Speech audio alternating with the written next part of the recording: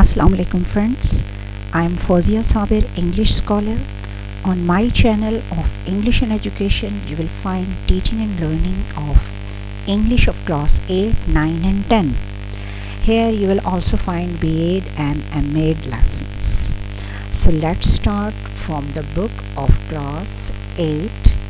This is the 8th class book of new course. ये नई course की book है, इस साल ही नई आई है और हम जैसा कि पहले unit number 1 we have completed. Now we have already started unit number 2.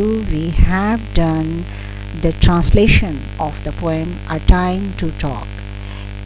पिछली वीडियो में हमने इसकी ट्रांसलेशन की थी और आपको पोएम की समझ आ गई होगी यकीनन, क्योंकि ट्रांसलेशन में बहुत कुछ समझ आ जाता है. आज हम इसके क्वेश्चन आंसर करेंगे. क्वेश्चन नंबर 1 है, how many people are there in the poem, how do they know each other and how do you know, can you do it. यानी पोएम में कितने लोग हैं और वो एक दूसरे को कैसे जानते हैं और आप उनके बारे में कैसे जानते हैं और क्या आप वो कर सकते हैं, यानी जो पोएट कर रहा है क्या आप वो कर सकते हैं. तो आंसर है, there are 2 people in the poem, the speaker and his friend.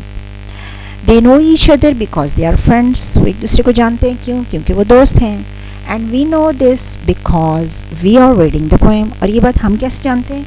हम तो इस तरह जानते हैं कि हम तो पोएम को रीड कर रहे हैं.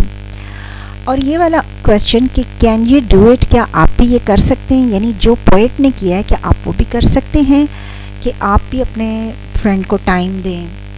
तो इसका रिप्लाई है कि if my friend comes to me for a talk, I would also leave my work for the time being and talk with him. For the time being का मतलब है कुछ देर के लिए, यानी उस वक्त जिस वक्त जितना मुझे ज़रूरत होगा, यानी जितना मेरा फ्रेंड मेरे साथ रहेगा उतने टाइम के लिए मैं अपना काम छोड़ दूँगा और मैं उससे बात करूँगा.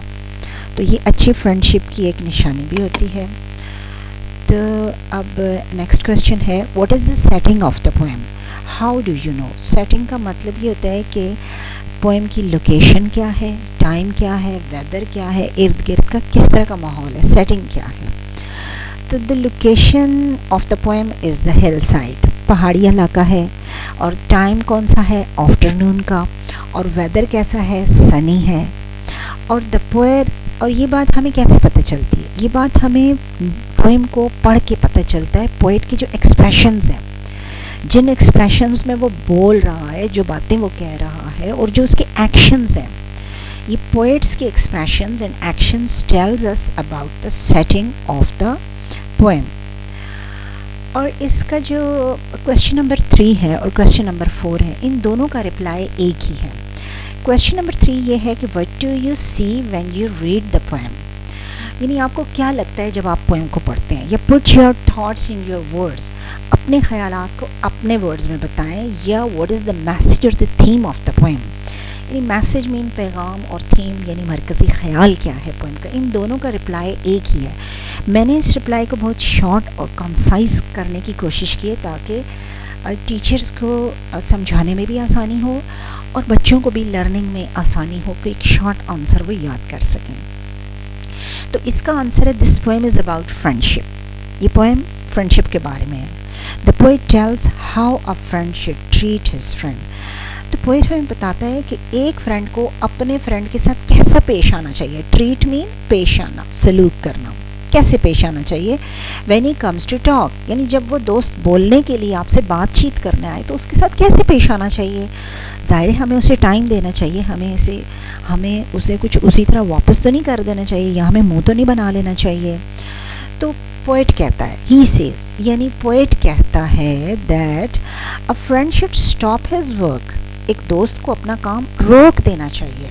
And should devote his time to his friend, और अपना वक्त अपने दोस्त को ज़रूर देना चाहिए. डिवोट मीन देना, वक्फ करना.